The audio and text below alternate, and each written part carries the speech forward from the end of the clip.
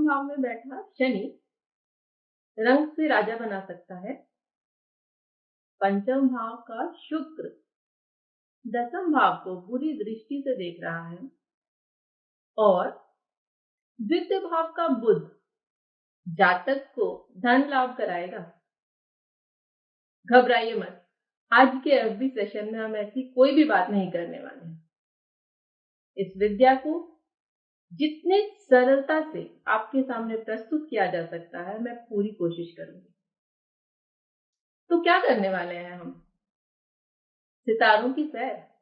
आओ हुजूर तुमको सितारों में ले चलूं, दिल झूम जाए ऐसे बहारों में ले चलूं, है ना? बिल्कुल दिल गार्डन गार्डन हो जाएगा जब आज फैक्ट्स और डिस्कशन को आप सुनेंगे। काफी सारे मिथ्स क्लियर हो जाएंगे, क्लीन आउट हो जाएंगे और एस्ट्रोलॉजी से रिलेटेड जितनी भी मिथ है, डराने की प्रथा है, उससे मुक्त हो जाएंगे, ऐसा मेरा प्रॉमिस है। तो शुरू करते हैं आज का डिस्कशन। वास्तु एंड एस्ट्रोलॉजी का क्या कोई कनेक्शन है? क्या होती है एस्ट्रो वास्तु रेमेडी और एस्ट्रोलॉजी का हमारे लाइफ के इवेंट्स में क्या इन्फ्लुएंस है? इन्हीं सब फैक्ट्स पर डिस्कशन करते हुए हम कंक्लूड करेंगे कि कैसे हम एक और बेहतर लाइफ जी सकते हैं। वास्तु, जैसा कि आपको पता ही है, स्टडी ऑफ 5 एलिमेंट, और जितना बैलेंस होता है ये 5 एलिमेंट कहाँ, हमारे इमीडिएट एनवायरनमेंट में, उतने बैलेंस होती है हमारी लाइफ।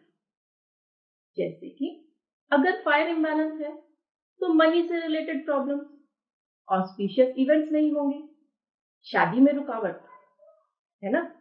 और अगर अर्थ में इम्बैलेंस है, अर्थ स्टेबिलिटी देता है, सॉलिडारिटी देता है, तो आपका क्या होगा कि स्टेबिलिटी नहीं होगी, फाइनेंशियली प्रॉब्लम्स आते रहेंगे और कंटिन्यूअस ग्रोथ नहीं होगा। तो ये तो हुई वास्तु की बात। अब बात कर रहे हैं एस्ट्रोलॉजी की। एस्ट्रोलॉजी को कहते हैं ज्योतिष, मतलब ज्योति प्लस ईश। ज्योति लाइट, ईश मतलब God. So the guiding light which is given by God is ज्योतिष। इसको दूसरे टर्म्स में समझ लीजिए कि कॉस्मिक इन्फ्लुएंस है जो हमारे लाइफ के इवेंट्स को डिस्क्राइब करता है ना? कॉस्मिक मतलब प्लैनेट, स्टार्स, वो हमारी लाइफ को गवर्न करते हैं या इन्फ्लुएंस करते हैं। हमने 3 पिलर्स की बात की थी कि कैसे 3 पिलर्स की नॉलेज हमें इग्नोरेंस से बचाती है और we can set our goals properly and also get success in them। तो हमने वास्तु पर कुछ लाइव सेशंस में आपके कंसेप्ट्स को क्लियर किया और बताया कि क्या है वास्तु और कैसे उससे आप बेनिफिट हो। अब हम थोड़े एस्ट्रोलॉजी के पॉइंट्स पे थोड़ा डिस्कशन करेंगे। तो अगर किसी भी पर्सन की एक पत्री को देखेंगे, इसको हम कहते हैं एस्ट्रोस्क्रिप्ट, है ना? तो वो क्या है? स्क्रिप्ट है। किस चीज की स्क्रिप्ट है? उस स्क्रिप्ट में लिखा होता है कि उस पर्सन की, जातक कहते हैं, तो उस पर्सन की लाइफ स्पैन कैसी होगी, मतलब कि उसकी पढ़ाई कैसी होगी, उसका जॉब कैसी होगी, कब मिलेगी नौकरी, विदेश यात्रा कब होगी, शादी कब होगी, बच्चे कितने होंगे, एक्सेट्रा एक्सेट्रा एक्सेट्रा। तो ये क्या है? प्रेडिक्शंस है। इसको कहते हैं ज्योतिष के टर्म्स में फलादेश, कि ये इस पर्टिकुलर पर्सन के लाइफ की प्रेडिक्शंस हैं, राइट? यहां तक ठीक है। अब ये जो प्रेडिक्शंस है ये कैसे डिराइव होते हैं, कभी सोचा है? जब मैंने भी ज्योतिष के बारे में पढ़ना शुरू किया, अब हो गए ऑलमोस्ट 7 साढ़े 7 साल। पहले मुझे भी ये मामला, ये सब्जेक्ट बहुत जटिल लगता था।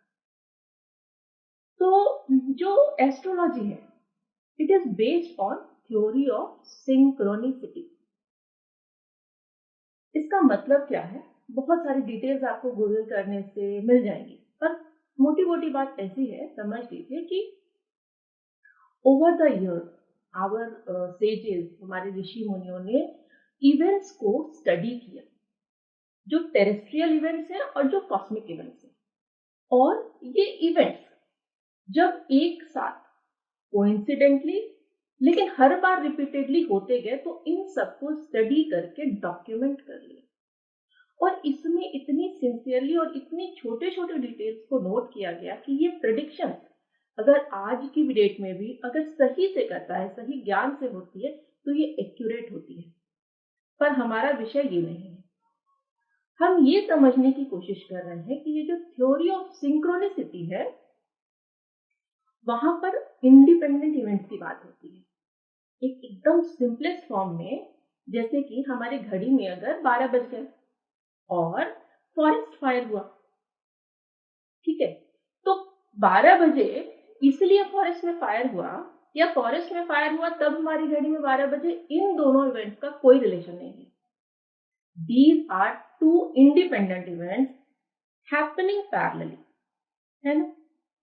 तो this is theory of synchronicity. But ये इवेंट्स जब बार बार रिपीट होते हैं और एक जैसे घटित होते हैं, तो हमारी जो ह्यूमन कॉन्शियसनेस है वो क्या करती है? इन इवेंट्स को एसोसिएट करने लगती है। बिल्कुल भी इन दोनों इंडिपेंडेंट इवेंट में कोई रिलेशन नहीं है कि एक इवेंट ने दूसरे इवेंट को ट्रिगर किया या एक इवेंट दूसरे इवेंट की वजह से हुआ है, पर ये साथ साथ होते हैं। तो ह्यूमन कॉन्शियसनेस ने इनको डॉक्यूमेंट भी किया और इसको एसोसिएट करना शुरू कर दिया, और ये बॉटम लाइन, ये बेस लाइन बन गया एस्ट्रोलॉजिकल प्रेडिक्शंस का, है ना?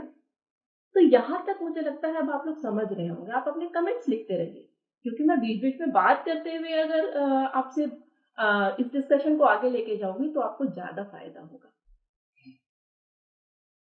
तो आगे बात करते हैं कि हमने समझ लिया कि एस्ट्रोलॉजी तो थ्योरी ऑफ सिंक्रोनिसिटी है, राइट? अब आगे देखते हैं कि ये जो हमारी स्क्रिप्ट है, एस्ट्रो स्क्रिप्ट की बात की थी, तो ये एस्ट्रो स्क्रिप्ट लिखा कहाँ है? हमें तो हमारे पंडित ने वो पत्र या कुंडली बनाकर दे दी, पर ये लिखा कहाँ है कि ये ऐसा होगा? बहुत मजेदार है, सुनकर ध्यान से सुनिएगा। ये जो हमारी रिटन डेस्टिनी है ना, वो हमारे इनर माइंड में लिखी होती है। Surprising. Deep in our inner mind, the point where we receive the messages from the space, right? वहां पर ये स्क्रिप्ट लिखी होती है। ऐसे कंसिडर कीजिए जैसे कि एक मोबाइल फोन है, हमने एक नया मोबाइल फोन लिया, बाजार से लेकर आए, ठीक है। अब उस मोबाइल के साथ एक फैक्ट्री सेटिंग्स होती है, डिफॉल्ट सेटिंग। मोबाइल लेकर आए और उसको यूज करना शुरू कर दिया। मोबाइल तो बहुत अच्छा काम करेगा बिकॉज उसमें सेटिंग्स की हुई है, डिफॉल्ट प्रोग्रामिंग। पर उसमें पॉसिबिलिटी होती है कि हम उसकी प्रोग्रामिंग को कस्टमाइज करें डिपेंडिंग अपॉन आवर यूज। हमारी यूटिलाइजेशन के हिसाब से हम उसको कस्टमाइज कर सकते हैं, राइट? तो वो जो इनर माइंड में हमारी जो रिटन स्क्रिप्ट है, वो डिफॉल्ट सेटिंग है, फैक्ट्री सेटिंग। आपने सुना होगा कि कहते हैं कि योगी की कभी भी पत्री नहीं देखते हैं। क्यों? क्योंकि उसने अपनी साधना से, प्रैक्टिस से इन इन्फ्लुएंसेस को पहचानना सीख लिया है। और जब आप ये जान जाते हो कि ये इन्फ्लुएंस मेरे लिए बेनिफिशियल नहीं है, तो इसको डिफाई करने का पावर रखते हो। है ना मजेदार बात? इंसाइटफुल भी होगा, कुछ लोगों की आंखें भी खुलेंगी, क्योंकि मुझे भी जब इस बारे में पहली बार पता चला था तो मैं बिल्कुल हैरान हो गई थी। अच्छा, क्या ये ऐसा होता है? हमारे हाथ में ये पावर है कि हम डिसाइड कर पाए कि कौन से इन्फ्लुएंसेस को हमें एक्सेप्ट करना है और किसको डिफाई कर देना है। आगे बात करते हैं। तो यहां तक हमने देखा कि बहुत मजेदार चीज पता चली, ये स्क्रिप्ट तो हमारे इनर माइंड में है। एक और बात आप सोचिए, कि आपने सुना होगा कि विश फुलफिलमेंट टेम्पल्स में जाने पर किसी को बच्चे की प्राप्ति हुई, शादी हो गई, पर पंडित ने कहा कि आपकी पत्री में तो ये योग ही नहीं था, बच्चे का योग नहीं था, शादी नहीं थी, फला फला फला एक्सेट्रा। पर ये हुआ ना। तो जो विश फुलफिलमेंट टेम्पल्स होते हैं वहां के भी स्ट्रक्चर में ये पावर होता है कि वो जो आपकी इनर माइंड की स्क्रिप्ट है ना उसको डिफाई कर देता है और वो इवेंट में मैनिफेस्ट हो जाता है जो आपकी पत्री में नहीं लिखा है। बिल्कुल एग्री करेंगे। सोचिए और तब आपको पता चलेगा कि कितना ये ट्रू है, कितना फैक्टफुली आपने इसको ऑब्जर्व किया है पर कभी ध्यान नहीं दिया। तो हमने देख लिया कि एस्ट्रोलॉजिकल प्रेडिक्शंस कैसे किए जाते हैं और इसका स्क्रिप्ट हमारे माइंड में, इनर माइंड में लिखा होता है एज अ डिफॉल्ट प्रोग्राम। अब ये जो हमारा वास्तु है और एस्ट्रोलॉजी, क्या इन दोनों का भी कोई कनेक्शन है क्या? है क्या? क्या व्यूअर्स रिप्लाई करेंगे?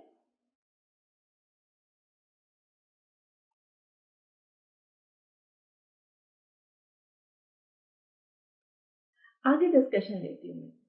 तो हमारे महावास्तु के फाउंडर डॉक्टर खुशदीप बंसल जी के एक एस्ट्रोलॉजर दोस्त ने उन्हें बताया, उनकी पत्री को देखकर बताया कि आपके जन्म के स्थान पर आपकी किचन की प्लेसमेंट कहाँ थी, घर में एंट्रेंस कहाँ था, बेडरूम लोकेशन कहाँ था, कोर्टयार्ड कहाँ था, इवन स्टेयरकेस, बहुत माइन्यूट डिटेलिंग उनके घर की उन्होंने स्क्रिप्ट खुशदीप जी की पत्री को देखकर बता दिया।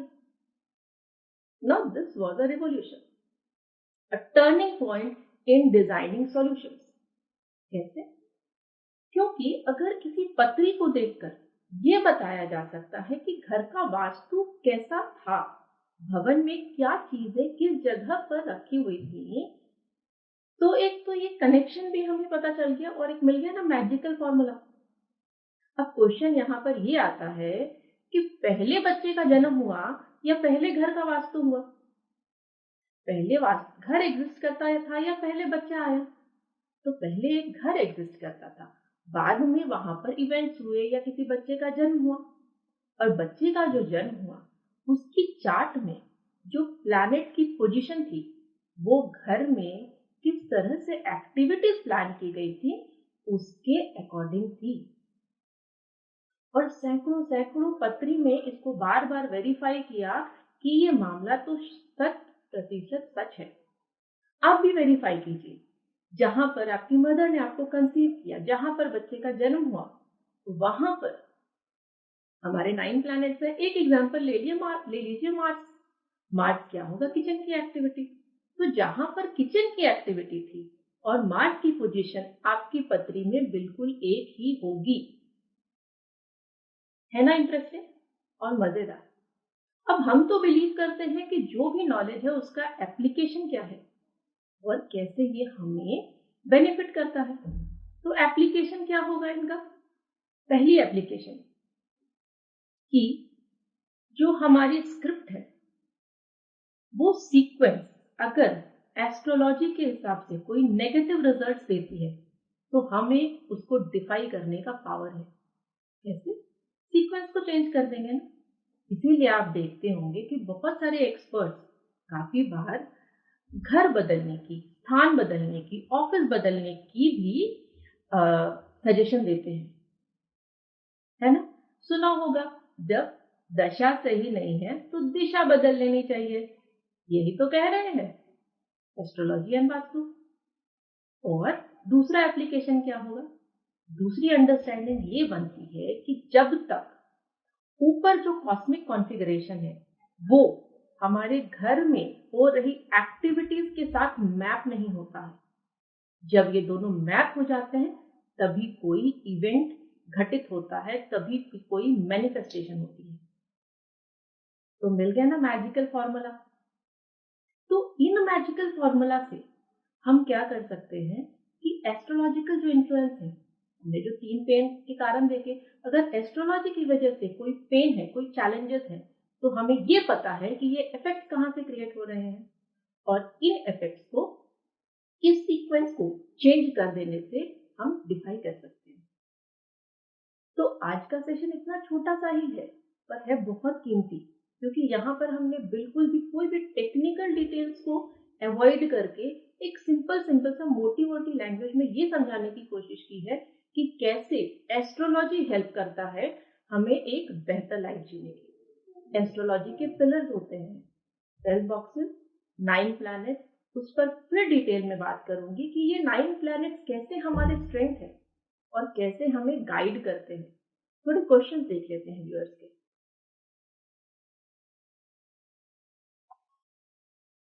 मंजीत जी good evening, Shraddha ji very good evening. Question है कि क्या प्लैनेट्स अच्छे या बुरे होते हैं? कि जैसे सुना है कि शनि प्रॉब्लमैटिक है, बिल्कुल भी नहीं। प्लैनेट्स तो प्लैनेट्स होते हैं, हर एक की पत्री में ये प्लैनेट्स की डिफरेंट पोजीशंस होती है, वो डिफरेंट कॉन्टेक्स्ट में प्रेजेंट होकर के आपको पावरफुल बनाते हैं। पर डिपेंडिंग कि वो कहाँ पर प्रेजेंट है, आपको पता होना चाहिए कि how to play this cards well. ना ही शनि प्रॉब्लमैटिक है, ना ही वेनस।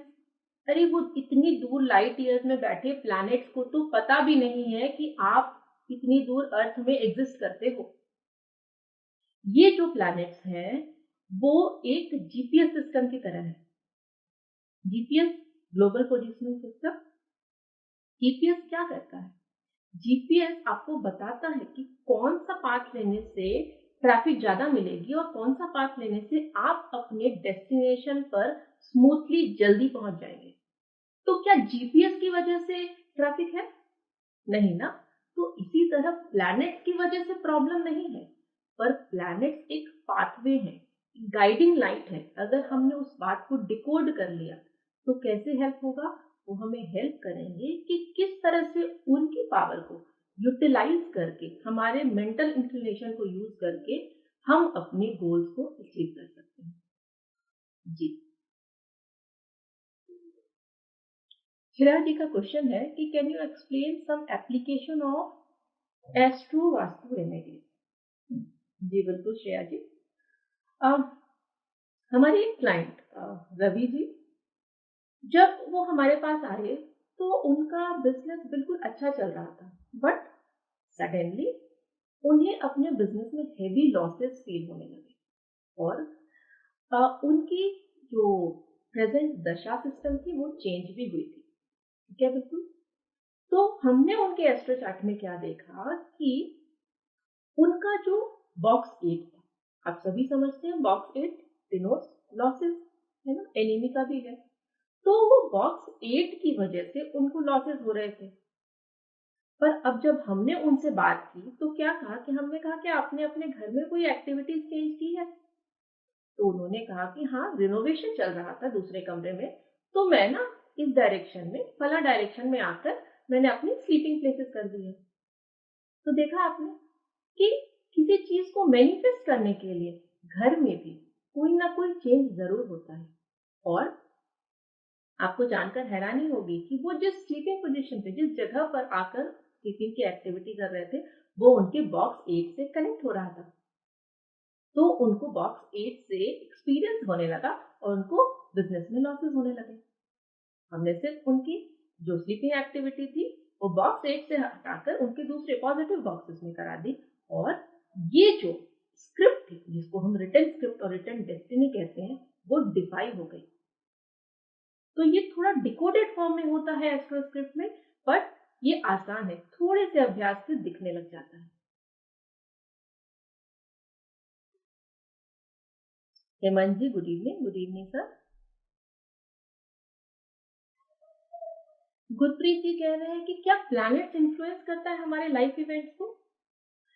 गुरप्रीत जी, जैसा मैंने बताया कि जो एस्ट्रोलॉजी है वो है theory of synchronicity, because predictions are based on independent parallel event. तो प्लैनेट्स इन्फ्लुएंस नहीं करता है वैसे ही जैसे जीपीएस डिसाइड नहीं करता है कि ट्रैफिक किस पाथ में ज्यादा होगी। But yes, planets do guide us. They are not problematic, but they are our friends.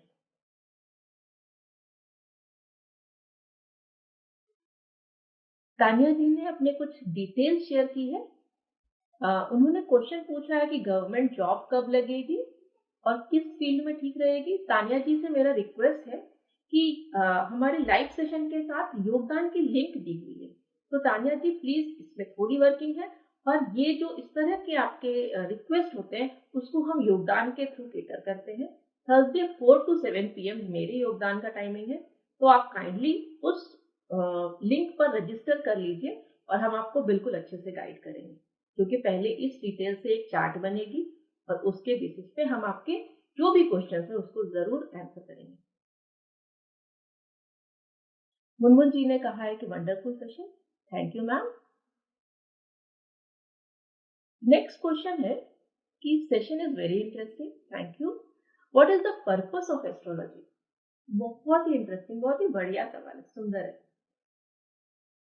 तो हमारे डिस्कशन में आपने देखा कि हम बात कर रहे हैं कि एस्ट्रोलॉजी क्या है, वास्तु क्या है, इफेक्ट्स कैसे क्रिएट होते हैं, और ये सब क्यों कर रहे हैं, ताकि हम जान सके if we know what creates effect, we know how to control them, and we also know when to defy them, when to bypass them for our benefit.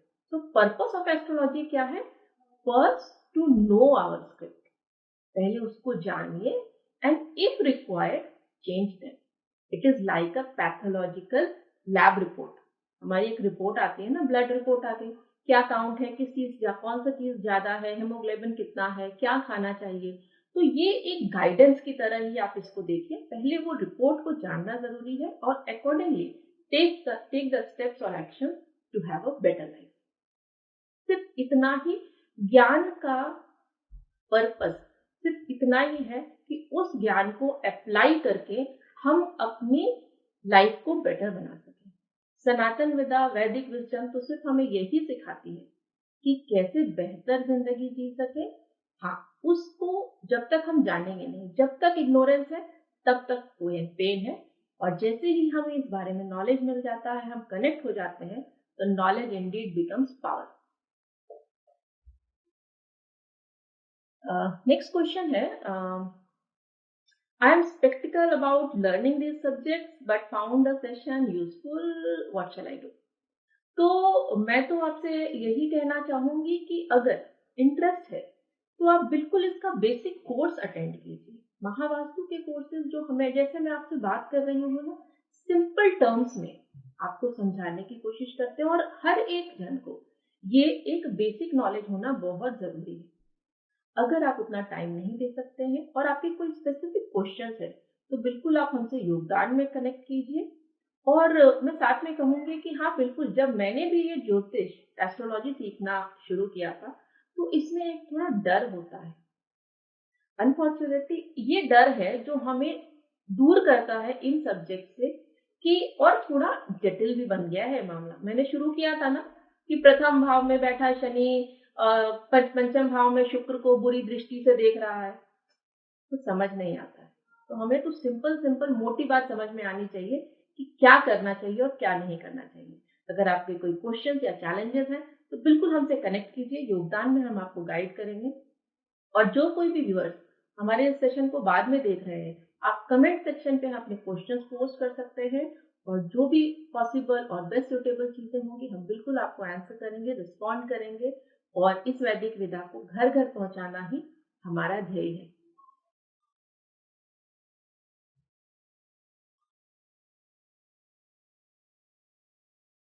हमने सारे क्वेश्चंस व्यूअर्स के अटेम्प्ट कर लिए हैं, और एक मिनट में फिर से चेक कर लेती हूँ कोई क्वेश्चन रह तो नहीं गया है। बहुत बहुत शुक्रिया आप सभी का, जिन्होंने समय निकालकर हमारे सेशन को ज्वाइन किया, एंड आई होप कि आपके लिए ये सेशन इंसाइटफुल रहा होगा, नॉलेजेबल रहा होगा, थोड़े मिथ्स ब्रेक हो गए होंगे, और इस सब्जेक्ट से रिलेटेड कोई भी डर नहीं बचा होगा मन में। क्यों? क्योंकि knowledge is power. It is, until and unless knowledge is applied, it is like a paint, it does no good. So you should know it and you should know how to apply it. इन्हीं thought के साथ all our best wishes to you. Wish you all a very good evening. Namaskar.